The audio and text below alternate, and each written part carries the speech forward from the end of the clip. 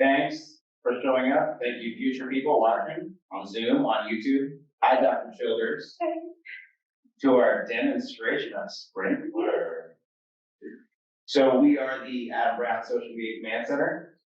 In 2016, Adam Brown, a CCI alumnus, gave some money, and Dr. Childers, who just walked into the room, has built the Command Center to be a resource to serve and equip not just CCI, faculty, grad students, and students, but all of UT, and eventually long-term to consult, offer resources to organizations and nonprofits that may need our help with their social media projects and goals.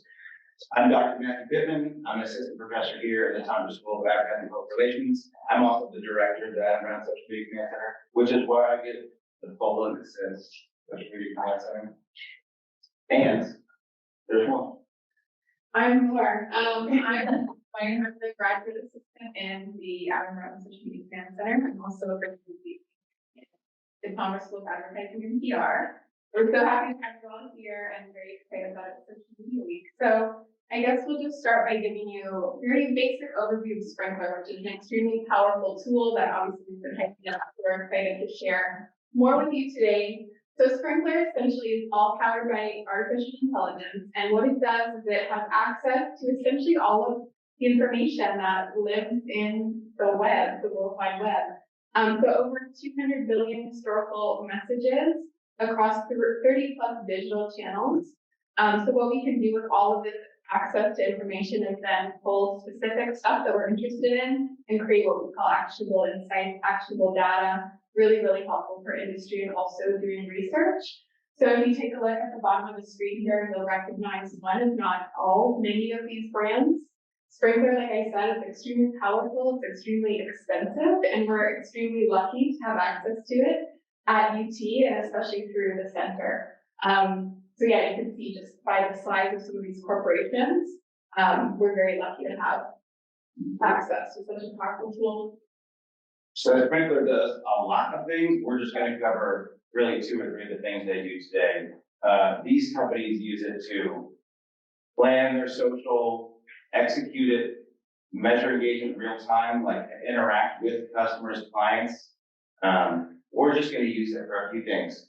So one important philosophical question is, in a social and digital world, is a brand what it says it is, or is a brand what people say about it?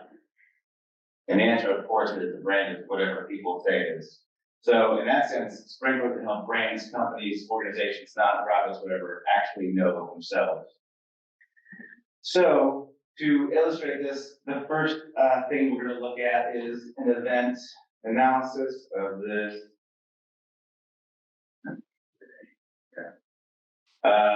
Who watched the Super Bowl? Raise a hand. Yeah.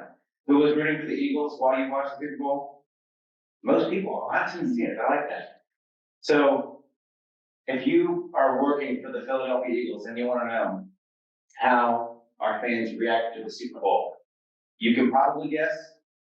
The event started like this. They were crying because it was so beautiful, so emotional and powerful. They're there. This is like when the national anthem was playing, the jets were flying overhead. And the event ended with tears for a different reason.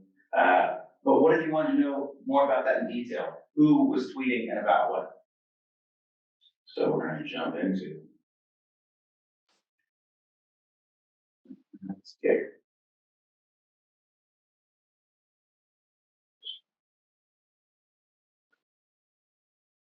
So this is a list of, these are all the topics and the data you can pull. So we're just going to start with some insights. So you work for Philadelphia, the Philadelphia Eagles. You could start with Fly Eagles Fly is the main Eagles hashtag that fans use. So you could start by searching all of social media for Fly Eagles Fly and hashtags as well. Should mention too, this quick search function that we're showing here, if all the content on social that's online is the world's biggest aquarium, this is like taking a 1 cup measuring cup and dipping it, and then we're looking at that. You can get other, more data, but that costs money and time, and most searches are gonna look like this, sort of cursory stuff. So, you kind of look at this, you're like, all right, it's positive, it's mostly positive, this is the sentiment, 3.4 million, and then maybe you think, hold on, people that are watching the Super Bowl tweeting about the Eagles, they're not tweeting. The Philadelphia Eagles are in the Super Bowl, and with like perfect grammar, they're probably just tweeting "Fly Eagles Fly." So if you expand the search there, you end up with much larger reach, way more mentions, sentiment changes a little bit. So this search is on February 12th, Super Bowl Sunday. I did it from 6 p.m. to 8 p.m. Kickoff was 6:30, but the game didn't actually start till like 6:45. So down here, this is the volume of tweets on this topic. And you can see it's mostly, we'll look at it later, it's mostly Twitter data, because Twitter data is the easiest to grab, but you can grab other stuff. So people tweeting 6:20, and let's expand that to look at the whole 2-hour window. And we can see, I think 6:52, the Eagles scored pretty early on, I think they went up 7-0. So we can drill down into the conversation screen. Oh yeah, this was Jalen Hurts on the first score of the game. They did have one touchdown. It was called back by the referees, the same referees that will make an appearance later in this demo.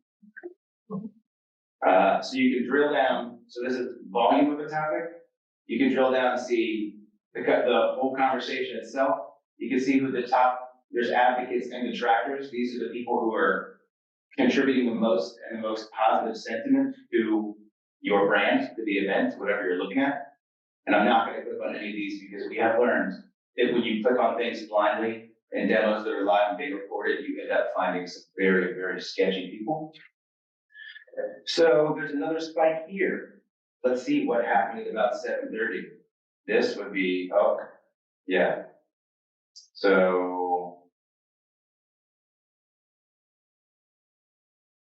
Jalen Hurts scored again, or was it this? It must have been this play. This was not a touchdown, or was it the other place? This was the touchdown. Beautiful. Beautiful. At this point, it's still Fly Eagles Fly, their tears of joy. And they went up, they were up at the half. So this is the first half of the game, roughly.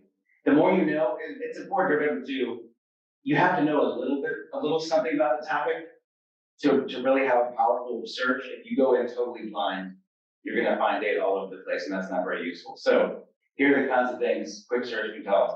These are the topics and subtopics. Birds, baby birds. This can't be somebody tweeting like about finches. Oh, okay. All right. Jalen Hurts, Eagles fans, Super Bowl Sunday. Yeah, these are all pretty. So these are clustered by frequency, NFL Hurts, touchdown, all that stuff. What's the most used content type? Most of it was video. I'm gonna guess most of these are people retweeting clips of, yeah. Oh, this was the second touchdown they got. Third, yeah. That's right, they had one that was called back and then Hurts snuck it in. And then you got the 2-point conversion, which someone's like, that's called an octagon, and they're calling for an octopus. And no one's gonna call it that just because you got 8 points by yourself. You can also grab it if people read photos, a watch party, look at the cleats. I'm here for the Rihanna concert. There was a lot of posts about that too. So drilling down to see what people are tweeting, what they're tweeting about. In this case, we know the content, a lot of GIFs. Yes, this is excitement. You'll see if we were to track this hour by hour, the GIFs would transition from yay to like nervous to like smashing their TV. You can also see, what else can we drill down on? The city. Can you guess which city was tweeting the most about the Philadelphia Eagles in the Super Bowl? I'm going to go ahead and say Philadelphia, but they're not alone. New York, LA, Sao Paulo. That's right. We were going through this. I don't know what the Brazil Eagles connection is, but Brazilians have some love for the Eagles, and I'm here for it. Atlanta, yeah, Rio and Sao Paulo are right up there. Tokyo, it's crazy. Super interesting. All right. What else can we drill down? Emotion category. At this point, it's positive. It's gotta be positive. And it's also worth mentioning too that unknown surprise. Again, this like AI sentiment analysis. It's good, but it's not perfect. Positive mentions are positive. Somebody, you might be thinking, why would a tweet that has fly equals fly be negative? It could be because they're picking up a word that is technically a negative word, but actually is positive, like we're murdering the Chiefs, or I want to bash so and so in the face. Ankles were broken. Breaking bones is technically sad, but when your team does it, it's everything. So the sentiment analysis is very rough and broad. It's not perfect. And so what else do we see? Important domains, like blogs that were posted about it. What channels have the most mentions? We did that. Go more into the content, most recent posts, articles, emojis. It even does a little emoji breakdown. That just isn't the cutest little old school television emoji. Hashtags. This is actually pretty useful. We've done some looking at University of Tennessee and like, well, I use Go Balls, but there's a whole bunch. There's GBO, there's a whole bunch of stuff. So again, learning more about your organization. What are your fans, your consumers actually? What are the tweets that are actually? Yeah, Chiefs Kingdom, Chiefs fans, Go Birds. It's a Philly thing. I'm sure if you go way down the list, there's some super like niche, weird ones. We don't want to get too weird. All right. Little word cloud discussion themes. What people are talking about. Sentiment, as we said, it starts off pretty positive. You can see this is so cool, to break down by country and which country is the most positive. It looks like all the countries are like 80% positive. So Flag Goes Fly has the most usage, but also the most negative mentions. But I think it's because the examples we saw, like, he broke his ankles, whatever, we're shredding him. In the positive mentions, it's words you might imagine. And the negative mentions, what are they tweeting about? Somehow the San Diego Padres made it in, I don't know why. Touchdown. You can see somewhere like Hero making it in. Some bad words. Fumble. That's right, the Eagles fumbled. That's how the Chiefs got their first touchdown. So Eagles fans can still be tweeting, but they're pretty angry that we just gave them 7 points. That's no good. Always important. The demographics. So it does break it down. Mostly men, mostly in the US, but we're still right there. Understand. And then, I don't know, I mean, I know the NFL is huge and has a global reach. I understand that, but I'm still surprised that 56 people in Indonesia tweeted about fly Eagles fly in the first quarter. Canada, Garland, so who are the top Canadians?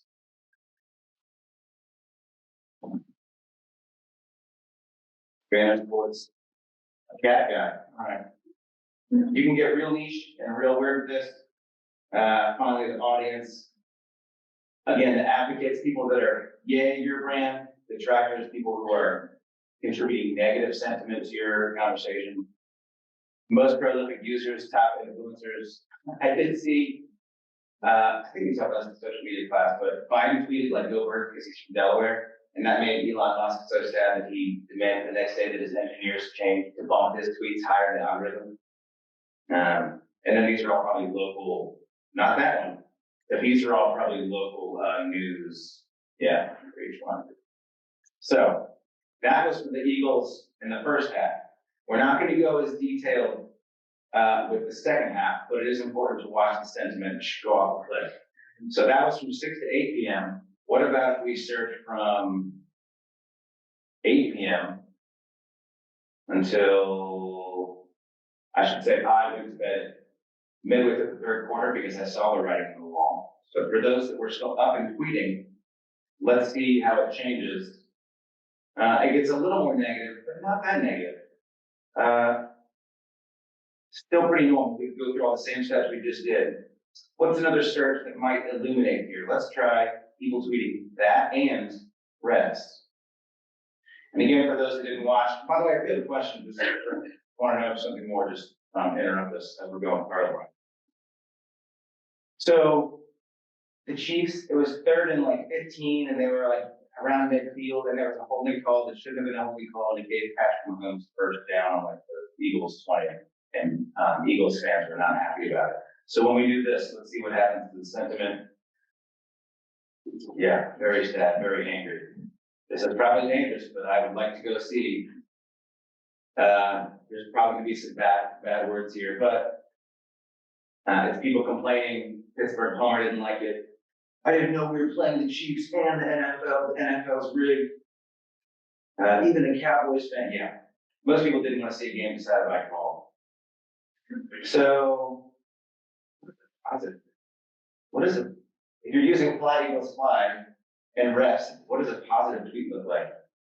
Was I in the positive one? Yeah, positive mentions. It's gonna be weird, people. See the conversations train. Is it the same one? Yeah, I don't know what positive words the algorithm's picking up there. Very strange. Anyway, so you can see how shifting the time frame by 2 hours could change. It would be a whole different story if we went through. Yeah, just the same basic search. So this was a quick search from the perspective of Eagles fans for the Super Bowl. But I thought we could do another quick generic search on anything that's happening in the world. I have something, originally it was gonna be, we could look at flying object, because that was like kind of happening in the news a week ago, right? There was like balloons from China being exploded over the US. But now it's a week later, and I don't even know what the story was anymore. So is there anything, and this is where we take any suggestion from you all that probably won't turn out anything too crazy. What would you like to look up to see what people are tweeting about right now? What about the uranium fire this morning? Where was that? Yeah, Oak Ridge. Uranium fire? Yeah. They had a big emergency down in Oak Ridge a few months ago. So we're keeping it light and positive with nuclear power. Interesting. Has it not made enough? Oh wait, you know why? What did I forget to change? I forgot to change the time frame. Fortunately, I guess it wasn't terrorism because nobody was tweeting about that during the Super Bowl. So that'd be weird. But let's do uranium fire from the day of the Super Bowl until what's today? To the last, whatever, week and a half. There we go. Thank goodness there's no positive mentions. Just one. And again, this is dipping. Ooh. Yeah. So this is dipping. The smaller the pool, the smaller like you're dipping. We're only extracting one tweet because there wasn't very many, but has been mentioned 16 times. All links. What's the insider paper? Does anybody know? No clue. I guess we can figure out. Hopefully it's not something crazy. Don't be crazy. Yeah. Oak Ridge has a uranium fire. All right. Anybody have anything? Well, I guess we can see. We could go further, but is there anything that doesn't involve nuclear fallout? And what if you try to compare the NFL to the Phoenix Open, which we have in the same weekend, looking at two separate sporting events, but there's sort of an intersection because Stepping off event, yes. yeah, it's called the Waste Management Phoenix Open. Sorry, Waste management. Phoenix Open. Well, let's do this. If you want to see how many people are tweeting about it, I'm curious. Let's search, and you said it was the same weekend? So like Thursday to Sunday of the Super Bowl weekend. But I want to see, let's see how many people tweet about waste. Because if you tweet about waste management normally, you're either a weirdo or you work for waste management. So we should see a spike around the time of the Yeah. So it looks like it's interesting. Still is like not that. Wait, why is waste management? All right, let's try.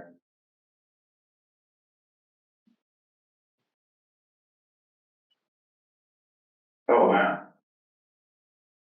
Turns out it's way more popular than I guess nobody really tweets about The trash came today, guys, it's all good. You'll be happy to know. All right, when did it start? Here's the day before.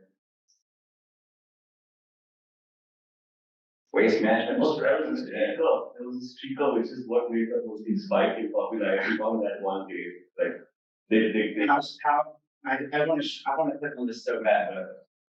Could you put it in?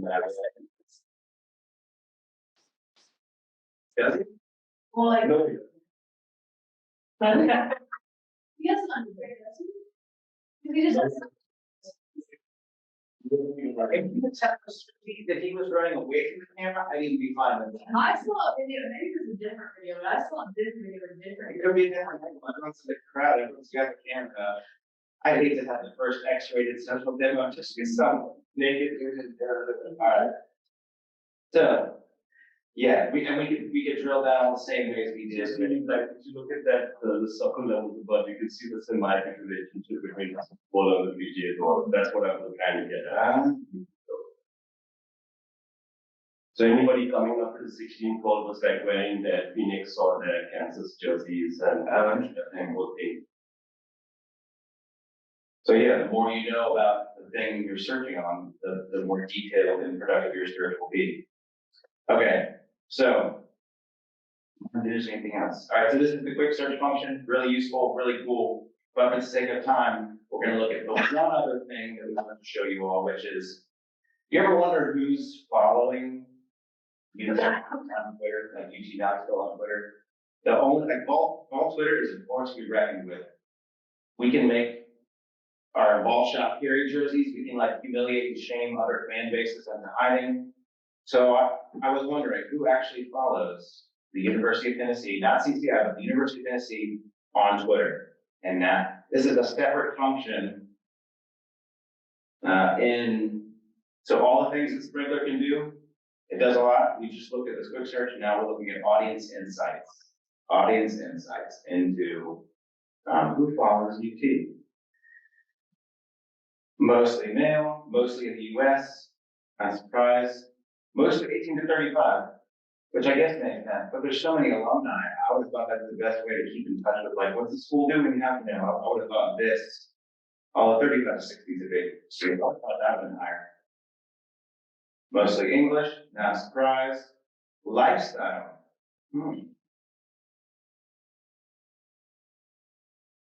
Here's what's tricky. We looked at this for a little while, and I was like, there's no way Nissan Electric is the most popular brand followed on Twitter by UT fans.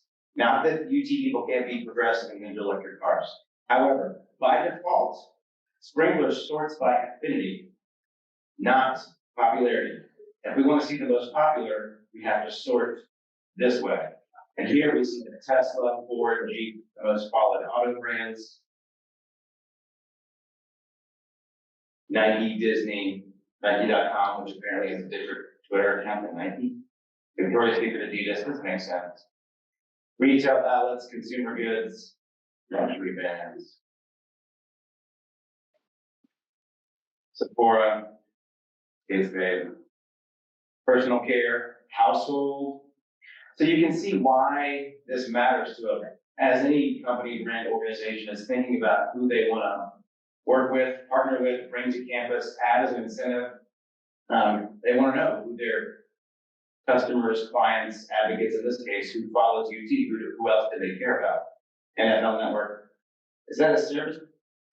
Oh, I guess if you get that, the red zone. If that's on service provider, that's weird. Every time we go through here, I learn something new. Hotels, travel, tourism, entertainment, Chris Pratt and USA Today or the Today Show. They have their own. That makes sense. YouTube. What's the most popular restaurant going to be? Starbucks, Wendy's. Yeah. Subway. Although, so this is most followed, but if we look at who's the most hated, we would sort affinity by ascending. Subway Brazil and Burger King Brazil, our same friends who are cheering for the Philadelphia Eagles, are also tweeting about how much they hate Subways and Burger Kings and Domino's in Brazil. So good luck, you guys. I hope you find better change. All right, that's the lifestyle. Bless you. Interest is similar. What's the distribution? Mostly entertainment, that makes sense. Politics, sports, music, media, you can drill down. Investment, apparently not a lot of investment bankers follow UT. Sports, this is again where the labels get, like, I don't know what differentiates a sports person from a club, like Shaq is so popular they think he's a team or a club, whereas a sports person would be LeBron James, Steph Curry, KD, all that stuff. TV shows, movies, musicians. This isn't Dolly Parton, I'm gonna. Okay, if you had to take a second, I guess, to Taylor Swift, it makes sense. Comedians, sports leagues, the tech they use, but you can learn a lot about your audience. TV channels, newspapers, podcasts. One podcast. Mostly sports, life, culture. Yeah, and finally, what conversations are they having? The number one hashtag. This is interesting. We learned this. GBO, that makes sense. GBO stands for Go Big Orange. We know that. OTH is the second most hashtag used by people who follow UT. Do we know what this stands for? Really?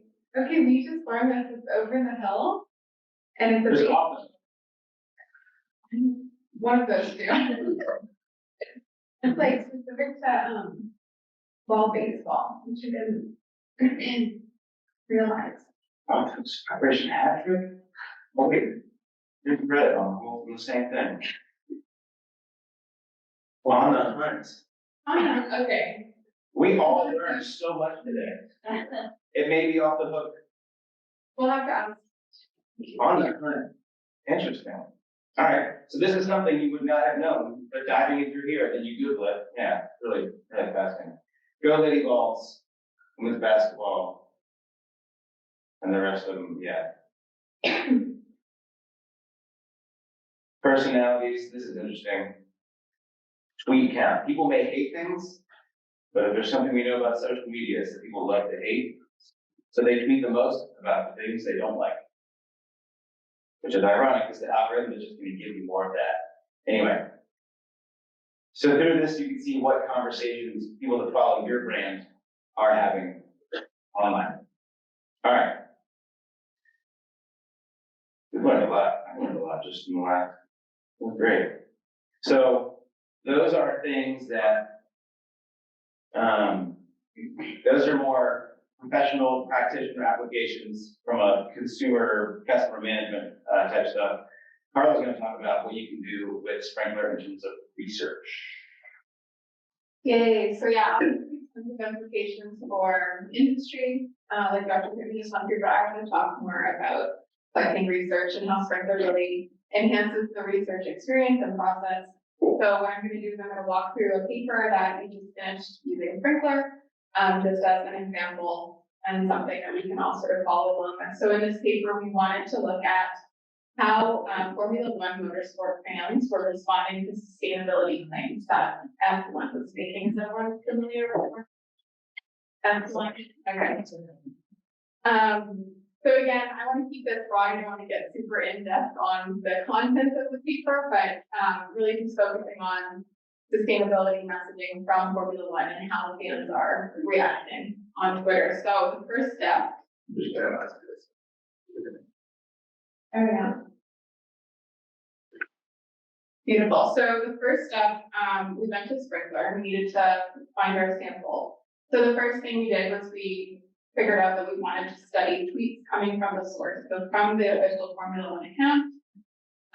What we did was we wanted to keep it within a specific time frame. We chose the 2021 calendar year racing season. And within that period of time, Sprinklr told us that F1 account tweeted over 11,000 times, which is like monumental amount of tweets to go through, which brings us to sort of our next step in isolating our sample, which is using some of the filter features on Sprinklr, which makes doing research so easy. So we started to filter out different keywords. We wanted to make sure the tweets contained sustainable or sustainability. V-Race1 was the campaign, that overarching campaign where F1 was making their sustainability promises. And then once we had sort of gone through the filtering process, Sprinklr spot out 10 tweets for us to work with. So F1 had tweeted 10 specific times about sustainability initiatives, which before, in a matter of minutes, we were able to go from over 11,000 tweets to just 10. So it made that process extremely easy for us. After we figured out which 10 tweets we wanted to use, we then pulled all of the replies to each of those tweets. We're looking for audience, we're looking for public response to those tweets. So we pulled all of the replies, averaging about 100 replies per tweet. So we had a data set of just over 1,000 replies to then go through with our coding process. But again, just really, really simplifying the time that this took by using Sprinklr. Once we cleaned through the data set, so that just means getting rid of any ineligible tweets. Maybe the tweets were only comprised of like visual content, maybe it was just emojis, maybe they were in a different language.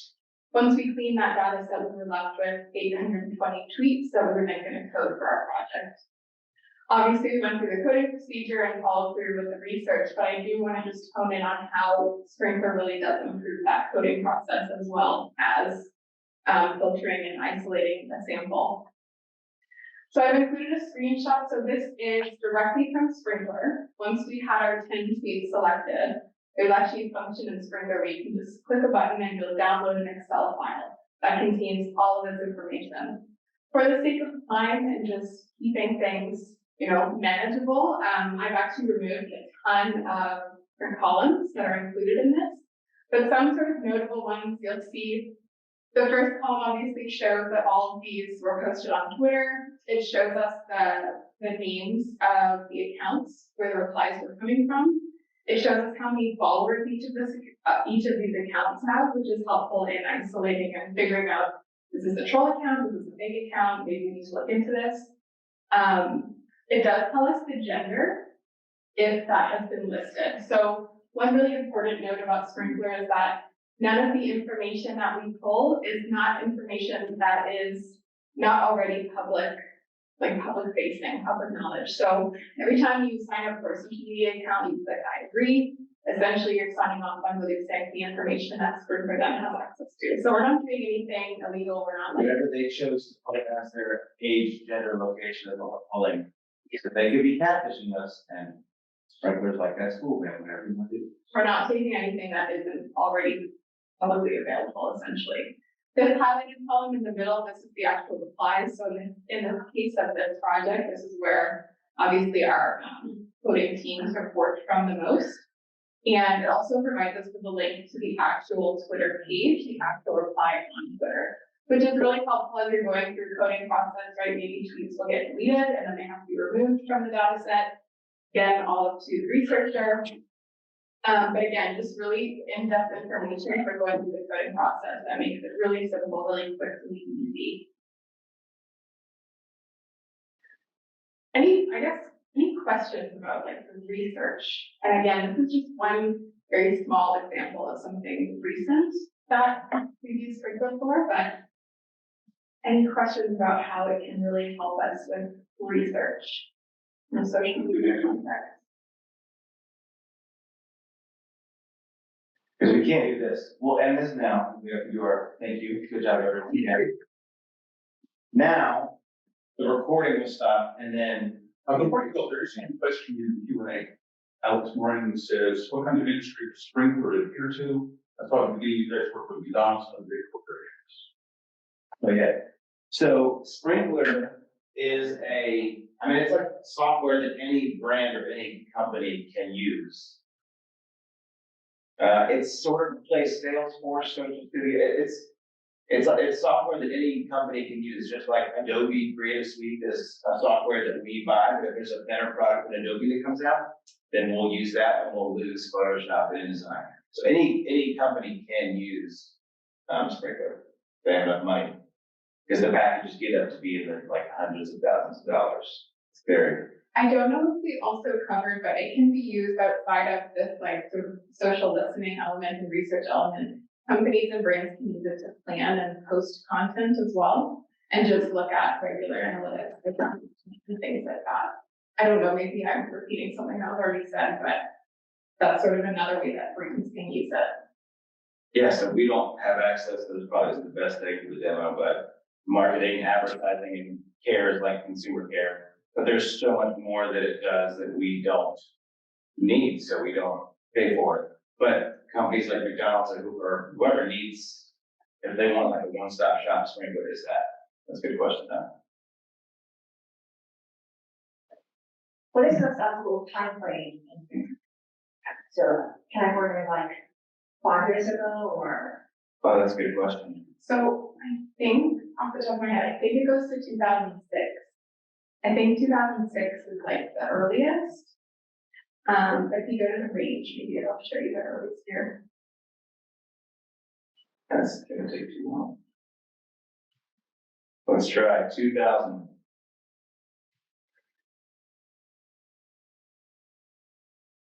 So who was using the Philadelphia Eagles hashtag 7 years before Twitter was invented?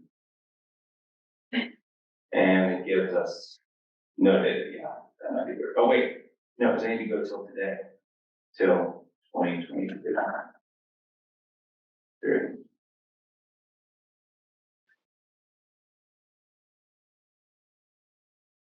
We just asked it to do a lot. All right, this goes back as far as 2013. So that's the quick search. It might be a little bit more, the topics were, again, this is the scooping a little bit of water off the top of the topics. It's like doing the soil sample that drills way down. Maybe you could pull more that way. But I didn't know that, so again, thank you for, now we know. 7 years. Oh yeah, they want us to do videos here. That's why there's so much. And 20 didn't even compete. Yeah, but we're still on track. Any other questions? What about stores? Do we just open the stores button at the next to the line page? Yeah. That is what I- But yeah, so Twitter is pre-Elon, so some stuff has changed. I don't know how much. Twitter had the most successful API, application program interface, so you could go and grab a whole bunch of tweets with a program. Now, he's throttled it a little bit, or he's threatening to, so we can grab other data or from other platforms, but it costs more money. Like I think you have to pay to grab Instagram post with this, it's like 0.2 cents per post or something, which is why Sprinklr is so expensive. But the big companies, the McDonald's, they just pay for all access because they have all the money in the world, and it doesn't matter that they can afford to. But yeah, they're gonna add TikTok to this. But you could focus on just, if you were doing a project just on Reddit or Instagram or Twitter, you could focus just on that and just pull data related to that. Another good question. Any other questions? This is like, whatever they say, we use 10% of the human brain. Right? Just with the Sprinklr stuff we have, I feel like we could do 8% of what Sprinklr can do, but we're learning about it. So if you have any questions or thoughts after the fact, feel free to email either one of us, because the point of this software is to serve us, the CCI community and the UT community at large, and beyond. So we're along for the ride to learn how to use it and best equip all of us, all of you. All right, thank you very much.